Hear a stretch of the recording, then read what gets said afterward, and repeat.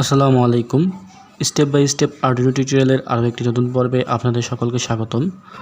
আজকের এই টিউটোরিয়ালে আমি আপনাদের সাথে আলোচনা করব কিভাবে এই কন্টাক্টলেস টেম্পারেচার সেন্সরটি ব্যবহার করে খুব সহজেই কোনো বস্তু বা কোনো টার্গেটের টেম্পারেচার নির্ণয় করার জন্য আরডুইনোতে প্রোগ্রাম লিখতে হয় এবং এর সার্কিট কানেকশন সম্পর্কে আপনাদের সাথে আলোচনা করব। তো আপনারা এখানে দেখতেই পাচ্ছেন যে আজকের এই টিউটোরিয়ালটি তৈরি করার জন্য আমি ব্যবহার করেছি একটি আরডুইনো UNO, একটি এলসিডি অ্যাডাপ্টার মডিউল, একটি 16x2 সাইজের এলসিডি এবং একটি MLX90614 এই মডেলের একটি কন্ট্যাক্টলেস টেম্পারেচার সেন্সর। এই যে এখানে দেখতে পাচ্ছেন এই কন্ট্যাক্টলেস টেম্পারেচার সেন্সরটি। তো এর প্রথম পিনটি হচ্ছে ভিসিসি পিন, দ্বিতীয় পিনটি হচ্ছে গ্রাউন্ড পিন, 3 নম্বর পিনটি হচ্ছে SCL পিন আর 4 নম্বর পিনটি হচ্ছে SDA পিন। তো এর SCL পিনকে আমরা কানেক্ট করেছি আমাদের আরডুইনোর SCL এর সাথে এবং এর SDA পিনকে কানেক্ট করেছি আমাদের আরডুইনোর SDA পিনের সাথে, যেমনটা আমরা আমাদের অ্যাডাপ্টার মডিউলের ক্ষেত্রেও করেছিলাম। এর SDA পিনকে কানেক্ট করেছি আমাদের আরডুইনোর SDA পিনের সাথে আর SCL পিনকে কানেক্ট করেছি আরডুইনোর SCL পিনের সাথে। আর একটা জিনিস মনে রাখতে হবে যে আমরা সবসময় এই টেম্পারেচার সেন্সরের যে ইনপুট ভোল্টেজটা আছে Vin, এটা আমরা দিব হলো 3.5 ভোল্ট। আমাদের এই সেন্সরটা 3.5 ভোল্টে বেশি ভালো কাজ করে থাকে, তাই আমরা এটাতে ইনপুট হিসেবে 3.5 ভোল্ট প্রদান করব।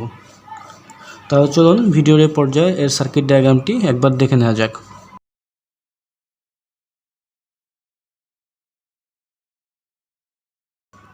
তাহলে চলুন এখন আমরা সরাসরি এর প্রোগ্রামিং পার্টে চলে যাই।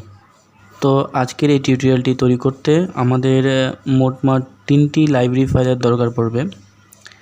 এই 3টি লাইব্রেরি ফাইল, প্রথমটি হচ্ছে wire.h, আরেকটা হচ্ছে Adafurite MLX90614.h, যে টেম্পারেচার সেন্সরটা আমরা ব্যবহার করছি সেই টেম্পারেচার সেন্সরের একটা লাইব্রেরি ফাইল আছে, সেই লাইব্রেরি ফাইলটি, এবং আমরা যে লিকুইড ক্রিস্টাল ডিসপ্লে ব্যবহার করব I2C মডিউল সহকারে, সেটার একটা লাইব্রেরি ফাইলের দরকার পড়বে।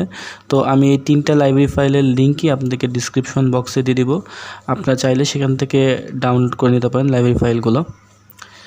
তো এখানে তারপরে আমরা কি করেছি, লাইব্রেরি ফাইল ইনক্লুড করার পর আমাদের লিকুইড ক্রিস্টাল I2C যে লাইব্রেরিটি আছে সেটাকে একবার কল করেছি, করে আমাদের এলসিডি ডিসপ্লের নাম রেখেছি। তারপরে আমাদের যেই I2C মডিউলটি আছে তার অ্যাড্রেসটা লিখে দিয়েছি এখানে 0x27, তারপরে কমা দিয়ে আমরা যে 16x2 সাইজের এলসিডি ডিসপ্লেটা ব্যবহার করছি সেটা এখানে আমরা উল্লেখ করে দিয়েছি। তারপরে আমরা Adafurite MLX90614 যেই লাইব্রেরিটি আমরা ব্যবহার করছি সেটাকে একবার কল করেছি, দিয়ে আমরা আমাদের সেন্সরটার নাম রেখেছি MLX, দিয়ে আমরা এটাকে আবারও ইকুয়াল চিহ্ন দিয়ে আবার সেই লাইব্রেরি ফাইলটাকেই কল করেছি। তো এটা যেরকম আছে এটা সেরকমই থাকবে, এটা নিয়ে ঘাটাঘাটি করার দরকার নাই। তারপরে এখানে ফ্লোট টাইপের একটা ভেরিয়েবল আমরা এখানে ডিক্লেয়ার করে দিয়েছি। তারপরে এখান থেকে আমরা ডিরেক্ট চলে গেছি ভয়েস সেটআপ ফাংশনে। ভয়েস সেটআপ ফাংশনে গিয়ে আমরা আমাদের যেই টেম্পারেচার সেন্সরটি আছে MLX, তার নামটাকে দিয়ে আমাদের MLX টেম্পারেচার সেন্সরটাকে একবার রান করে দিয়েছি। তারপরে এলসিডিটাকেও একবার রান করে দিয়েছি।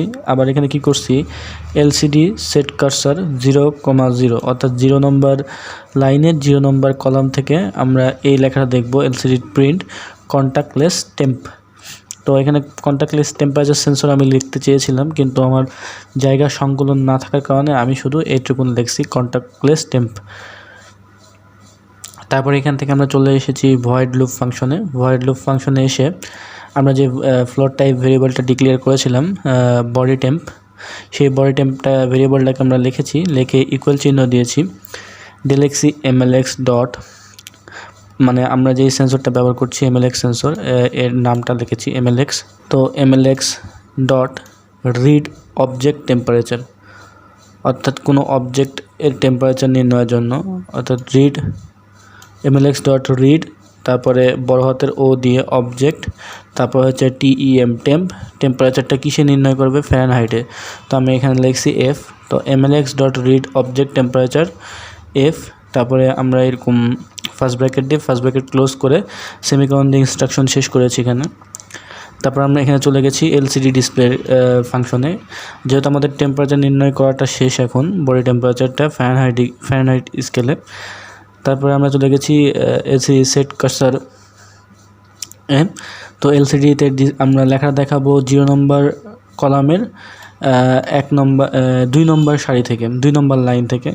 তো প্রথমে আমরা লেখা দেখাবো LCD dot print body temp, অর্থাৎ এই বডি টেম্প লেখাটা উঠবে। তারপরে এলসিডি ডট প্রিন্ট, তারপরে লিখছি বডি টেম্প, কারণ আমরা যেহেতু একটা ভেরিয়েবলকে এই এরপর থেকে শো করব, তাই আমরা লিখছি এলসিডি ডট প্রিন্ট, তারপরে লিখছি বডি টেম্প। এখন বডি টেম্পটা এখানে যদি বডি টেম্পারেচার 98 ডিগ্রি ফারেনহাইট হয়, তাহলে এখানে 98 বসে যাবে। 98 বসার পরে কি আমাদেরকে ডিগ্রি বসাতে হবে। এখন ডিগ্রি বসানোর জন্য আমি এখানে করছি কি এলসি ডট প্রিন্ট, এই ফাংশনটা লিখছি। ফাংশনটা লেখার পর আমরা ফার্স্ট ব্র্যাকেট দিয়ে 4 টাইপের ক্যারেক্টার, স্পেশাল ক্যারেক্টার শো করার জন্য এখানে 4 লিখছি, লিখে ফার্স্ট ব্র্যাকেট দিয়ে 223 লিখছি। তো স্পেশাল ক্যারেক্টার ডিগ্রি যদি আমি প্রিন্ট করতে চাই, তাহলে 4 223 এই কমান্ডটা লেখা লাগবে। তারপরে আমরা কি করছি, ফারেনহাইট লিখবো, ফারেনহাইটের এফ। তো এলসিডি ডট প্রিন্ট ডাবল কোটেশনের মধ্যে আমরা এখানে এফ লিখে দিয়েছি এই ইনস্ট্রাকশনের মাধ্যমে। তারপর আমরা একটা 500 মিলি সেকেন্ডের ডিলে দিয়ে দিয়েছি, অর্থাৎ 500 মিলি সেকেন্ড পর পর অটোমেটিক্যালি টেম্পারেচারটা আমাদের ডিসপ্লেতে প্রিন্ট হতে থাকবে, নতুন করে টেম্পারেচারটা ডিসপ্লেতে প্রিন্ট হতে থাকবে। তো এটুকুনি আমাদের আজকের প্রোগ্রাম। তাহলে চলুন আমরা আজকে প্রোগ্রামটাকে কম্পাইল করে দেখি প্রোগ্রামটা ওকে আছে কি না। কম্পাইল করার জন্য আমি এখানে ভেরিফাই ক্লিক করব। ভেরিফাই ক্লিক করলে আমার যে প্রোগ্রামটা কম্পাইল হচ্ছে, কম্পাইল হয়ে গেলে আমরা আমাদের প্রোগ্রামটাকে আমাদের আরডুইনো বোর্ডে আপলোড করে দিব। যে আপনারা দেখতে পাচ্ছেন ডান কম্পাইল। এখন এই আপলোড বাটনে যদি ক্লিক করি, তাহলে প্রোগ্রামটা আপলোড হওয়া প্রথমে কম্পাইল হবে। যেহেতু আমরা আমাদের আরডুইনো বোর্ডটাকে আগে থেকেই আমাদের ল্যাপটপের সাথে কানেক্ট করে রেখেছি, তাই প্রোগ্রামটা এখন কম্পাইল হবে প্রথমে একবার। কম্পাইল শেষে এই যে আপলোডিং শুরু হবে, ডান আপলোডিং, অর্থাৎ প্রোগ্রামটাই আপলোড হয়ে গেছে। তাহলে চলুন আমরা এখন আমাদের মোবাইলের ক্যামেরায় ফিরে যাই। তো আপনারা এখানে যেমনটা এলসিডি ডিসপ্লেতে দেখতে পাচ্ছেন, কন্টাক্টলেস টেম্প লেখাটা উপরের লাইনে ডিসপ্লে করছে এবং বডি টেম্প ডিসপ্লে করছে 92 এরকম 0.70 ডিগ্রি ফারেনহাইট। তো আমরা যদি আমাদের হাতটা এই সেন্সরটা আসলে 1 থেকে 5 সেন্টিমিটারের মধ্যে যদি কোনো অবজেক্ট থাকে, তাহলে বেশি ভালো আউটপুট প্রদান করে থাকে। তো আমরা যদি 1 থেকে 5 সেন্টিমিটারের মধ্যে আমার হাতটা নিয়ে যাই, তাহলে দেখেন আমার টেম্পারেচারটা, বডি টেম্পারেচারটা শো করবে এই যে 96 degree Celsius, 97 degree Fahrenheit, 97 degree Fahrenheit, প্রায় 98 ডিগ্রি ফারেনহাইটের মতন আমার বডি টেম্পারেচারটা শো করছে, যেটা প্রায় কারেক্ট আমার বর্তমান বডি টেম্পারেচারটা। তো আমরা যদি আমাদের সোল্ডারিং আয়রনটা এর কাছে নিয়ে আসি, তাহলে আপনারা লক্ষ্য করবেন টেম্পারেচার আরও বেশি শো করবে।